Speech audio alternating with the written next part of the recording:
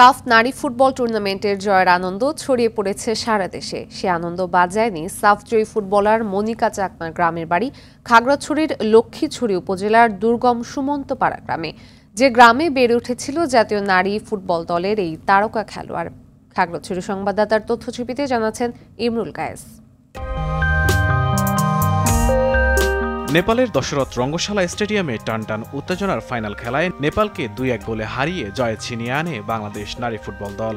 সে জয়ের আনন্দ ছড়িয়ে পড়ে সারা দেশে।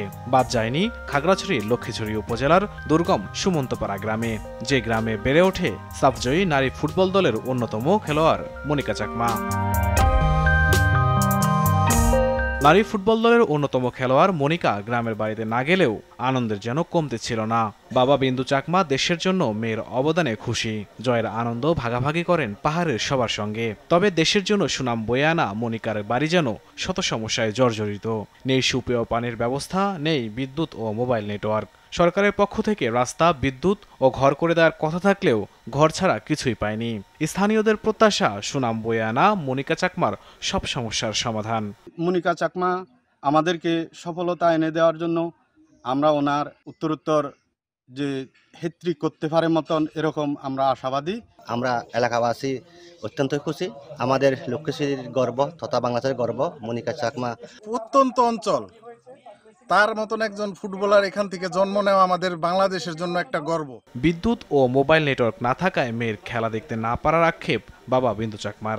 বাংলাদেশের যা সুনাম করছে এগুলো আমি তো আনন্দিত, খুব সবাই খুশি। গ্রামবাসী আজকে লক্ষ্মীছড়ির জেলার পর্যায়ে সবাইকে আনন্দিত, সবাইকে খুশি হয়েছে।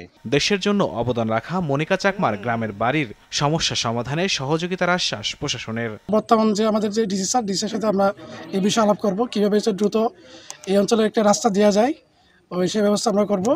একই সাথে অন্যান্য যে অসুবিধাগুলো ওগুলো আমরা দূরীভূত করার জন্য চেষ্টা করব।